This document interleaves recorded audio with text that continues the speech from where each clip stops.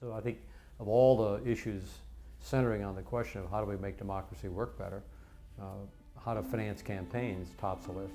I ran for governor in 1982, I ran for Senate in 1988, I ran for Senate again in 94, and then just recently in 2012. So I've got experiences along the timeline. Money has always had a big impact on the outcome of a race, and it's always been difficult for somebody who's not an incumbent to raise the money necessary, unless they self-fund, raise the money necessary to be competitive. And since 2010, the citizens' decision and now McCutcheon, what's happened, it's really empowered outside groups. And they can and they do spend a tremendous amount of money so that the barrier to entry, already high in 1982, has gotten much higher. Take a simple issue like the minimum wage.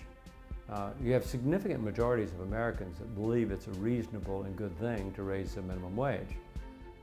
I think Congress is unlikely to raise the minimum wage because there's lots of money. It benefits if I'm an incumbent and with lots of minimum wage employees.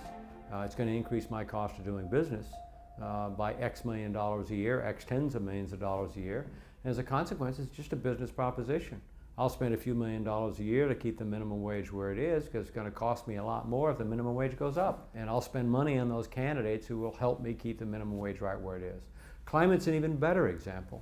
Though there, what you've got are funding of organizations that are saying, it may be true that 90%, 80% of every single scientist who's looked at the facts tell us that human beings are warming the planet, but it's not in my interest because I'm selling oil and gas.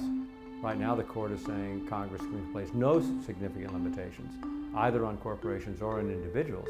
They allow some, but at the margin, and they're saying any restriction is a violation of the Constitution. So the only way to change the course of events in American politics as to the finance is either to change the court, which is unlikely, or to change the Constitution.